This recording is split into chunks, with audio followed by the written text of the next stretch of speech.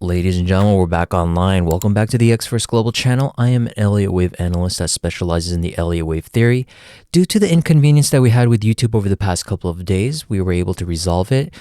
We are now going to do things a tad bit different going forward with these videos due to that inconvenience that many of you had to experience. Going offline is a pretty scary thing, and I'm sure you felt the same way. I will be continuing to pump these videos out on YouTube. However, I am also opening up an exclusive Patreon page so that we can keep things up and running. I'll be giving far more details throughout the week. However, very briefly put, there will be far more exclusive video content on Patreon, including live streams for those that are interested in joining. So that means the live streams are going to be also reserved for Patreon members now, only going forward. Depending on which tier you would like to join, the higher the tier, the more exclusive video content you'll be gaining access to. This means that we'll be reducing some of the content and uploading only a more general view of the markets on YouTube and reserving more of the in-depth content like you have been seeing for the past few months here on YouTube. So hopefully I will see you there once we get this up and running. Now back onto the analysis, let's do a quick recap from our last video. We were expecting a very important conclusion to our Wave 5 as discussed in our Discord membership and also our previous video. We were expecting some kind of primary Wave 5 in the yellow to complete a higher degree Wave 1. Now it looks like we got that perfectly on the dot with a small error of margin. I am now expecting a pretty significant pullback based on a few reasons. One of them, of course, is that we are seeing a pretty solid 5-wave completion to the upside, right? So if we come back to the chart, as you can see, we got a pretty solid 5-wave move up, although not the best looking one. It is now deemed as a 5-wave completion for this primary Wave 5. Now we're expecting this larger Wave 1 degree to be completed because if we have 5 waves up, that means we have one larger degree of being completed. We're now looking for a possible correction of any type of correction pattern other than a triangle for this Wave 2. So we're looking for some kind of ABC, idealized simple zigzag, or some kind of complex correction in any form of a WXY. And again, excluding triangles because Wave 2s cannot be triangles. Now, we also have a pretty clean opportunity of breaking this channel that we have created from our previous video. We have adjusted this channel accordingly based on our Wave 4 completion. We have assumed that the Wave 4 was completed, and then we're looking for this Wave 5 to come up at least into this median line here or anywhere above that median line going into the upper boundary trend line of the channel. So looks like we're now retesting that bottom channel. We're getting a small stall here, but it did look quite impulsive to the downside, breaking this previous regional low. That's giving us a little bit more confidence that this pullback may be in play.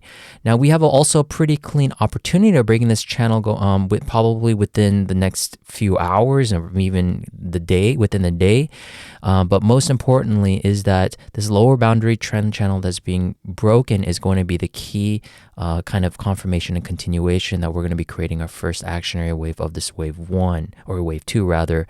An actionary wave being that this Wave A is now going to be created either as a diagonal or some kind of 5-wave move again.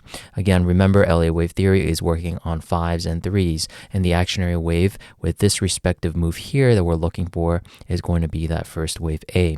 So if that's the case, since this Wave 5 is completed for this larger degree Wave 1, we're looking for a deeper retracement. It doesn't have to be deep. It could be shallow. It really doesn't matter, and we have that alternative idea as well. But in this case, we do have one evidence that why we're looking for this 60K level, or with the small error of margin, again, we don't know exactly where it's going to end, is that it's based on the possibility of a CME gap being completed in those regions. We do have a pretty significant CME gap, which is this level here, as you can see. And this, again, doesn't necessarily have to fill, but on the daily time frame, when you have a gap that's more than $1,000, usually they'll fill 99% of the time before moving up to higher levels. Now we even have a smaller gap here on the shorter time frames, but again, the larger gaps that are created on the daily, those are far more significant and far more interesting to talk about, because usually gaps that are larger than $1,000 will usually have a high chance of filling, and most of the time I would say even 100% of the times they would get filled eventually. So this may be a good time for the markets to have a little bit of a breather here, because we did call this move up for the past month or so. We're now looking for how this corrective move is going to be playing out. Now again, I said that the wave 2 doesn't have to be deep, so what other way can we do it? Well, in that case, we have the possibility of a flat. All we're doing is we're readjusting this wave 1 into this region here, where we have this as the completed 5-wave move instead of this level here. Why does that happen? Because we did create a possibility of series of 3 waves here. Now we have this as the ABC.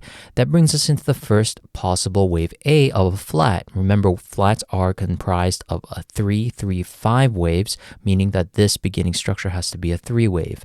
If that's the case, we're also looking for an ABC to the upside or a WXY, depending on you see it. This looks like a triangle to me, but this ending move here for a C wave does look completed as a 5 wave. So we're seeing a possibility of a larger A wave, shorter C wave into that wave B. We've also hit that expanded B pocket zone quite perfectly.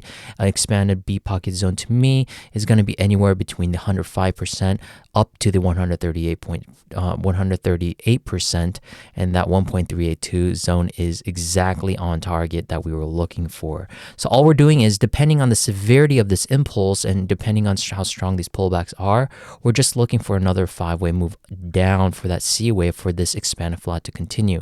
Remember, expanded flats are when B waves breach the previous origin of wave A, and then we come back down and breach this termination of wave A that goes beyond that wave A, and then we come into that based on the trend Fibonacci extension of that 1.618, or even as far as a 2.618.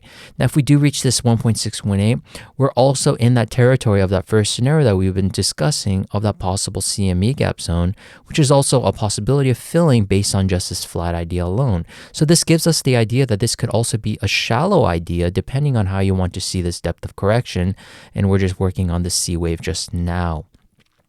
Now, depending on that, again, we have this sharp 1-2 of a zigzag is going to be more of a prolonged correction as an idealized zigzag, and in my opinion this could go a little bit deeper depending on how far we go down into that golden zone of the Fibonacci levels.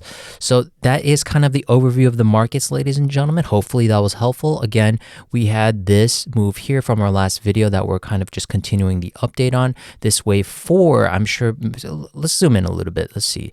To me personally, this looks like a triangle. This move here was some kind of diagonal going to wave A, B, and a long C wave. This was a market inefficiency based on the volatility that we had on that day. And then we had another 3-wave move down and another 3-wave move up, 3-wave move down with the truncated E wave for this wave 4. Now we have a pretty clean 5-wave move up for this wave 5. That is why we're seeing this as a 5-wave move with wave 4 of the intermediate degree being a triangle. Now again, I did mention that the possibility of an ABC could be happening. Same idea. This whole move here is considered the actual impulse going into wave A. Wave B will be considered the triangle, and then the C wave will be concluding the same way. So more or less the same idea, just a different way of approaching on how we can reach those targets. So hopefully that was helpful, ladies and gentlemen. I'll have more video content coming out, and remember, we do have that Patreon. We're going to be rolling out this week slowly. Hopefully many of you will be joining, depending on which tier is more applicable to you. And then again, if you're interested in joining the regular membership group on our Discord, where you have more timely updates instead of scheduled updates that we plan for Patreon, the link is in the description below. If you're not following me on social media already, please come and say hi and support me at XForceGlobal on X. Thank you very much. I'll see you guys in the next video. Have a fantastic rest of the week. Bye bye.